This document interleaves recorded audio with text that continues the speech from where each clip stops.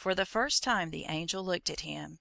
He was on his knees, leaning forward, his eyes directed toward the bird, the perspiration running in little streams down his red, mosquito-bitten face. His hat was awry, his bright hair rampant, his breast heaving with excitement, while he yet gripped the bulb with every ounce of strength in his body. "Do you think we were forgetting it?" he asked. The Angel could only nod. Freckles heaved a deep sigh of relief. "Well, if that ain't the hardest work I ever did in me life!" he exclaimed. "It's no wonder the Bird Woman's for coming out of the swamp looking as if she's been through a fire, a flood, and a famine, if that's what she goes through day after day. But if you think we got it, why, it's worth all it took, and I'm glad as ever you are, sure."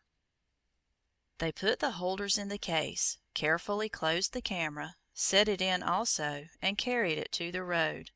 Then Freckles exulted. "Now, let's be telling the Bird Woman about it!" he shouted, wildly dancing and swinging his hat. "We got it! We got it! I bet a farm we got it!" Hand in hand they ran to the north end of the swamp, yelling, "We got it!" like young Comanches, and never gave a thought to what they might do until a big blue-gray bird, with long neck and trailing legs, arose on flapping wings and sailed over the Limberlost.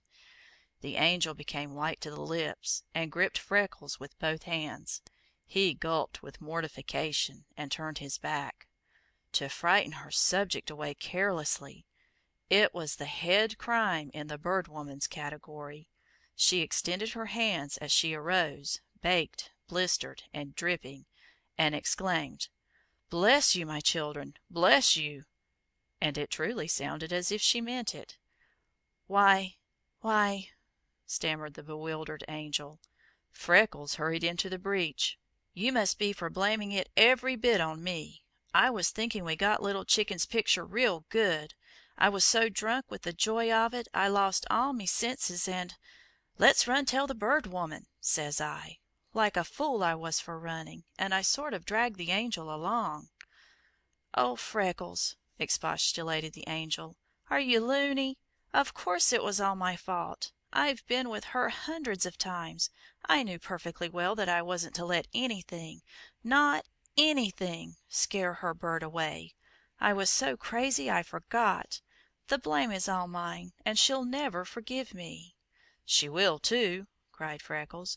"Wasn't you for telling me that very first day that when people scared her birds away she just killed them? It's all me foolishness, and I'll never forgive myself." The Bird Woman plunged into the swale at the mouth of Sleepy Snake Creek, and came wading toward them with a couple of cameras and dripping tripods. "If you will permit me a word, my infants," she said, "I will explain to you that I have had 3 shots at that fellow." The Angel heaved a deep sigh of relief, and Freckles' face cleared a little. "2 of them," continued the Bird Woman, "in the rushes, one facing, crest lowered, one light on back, crest flared, and the last one on wing, when you came up. I simply had been praying for something to make him arise from that side, so that he would fly toward the camera, for he had waited around until in my position I couldn't do it myself. See! Behold in yourselves the answer to the prayers of the long-suffering." Freckles took a step toward her. "Are you really meaning that?" he asked wonderingly. "Only think, Angel, we did the right thing. She won't lose her picture through the carelessness of us, when she's waited and soaked nearly 2 hours. She's not angry with us." "Never was in a sweeter temper in my life," said the Bird Woman, busily cleaning and packing the cameras. Freckles removed his hat and solemnly held out his hand. With equal solemnity the Angel grasped it. The Bird Woman laughed alone, for to them the situation had been too serious to develop any of the elements of fun. Then they loaded the carriage, and the Bird Woman and the Angel started for their homes. It had been a difficult time for all of them, so they were very tired, but they were joyful. Freckles was so happy it seemed to him that life could hold little more. As the Bird Woman was ready to drive away, he laid his hand on the lines and looked into her face. "Do you suppose we got it?" he asked. so eagerly that she would have given much to be able to say yes with conviction. "Well, my dear, I don't know," she said. "I've no way to judge. If you made the exposure just before you came to me, there was just a fine light. If you waited until Little Chicken was close the entrance, you should have something good, even if you didn't catch just the fleeting expression for which you hoped.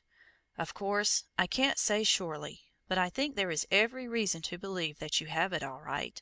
I will develop the plate tonight, make you a proof from it early in the morning, and bring it when we come. It's only a question of a day or two now, until the gang arrives. I want to work in all the studies I can before that time, for they are bound to disturb the birds.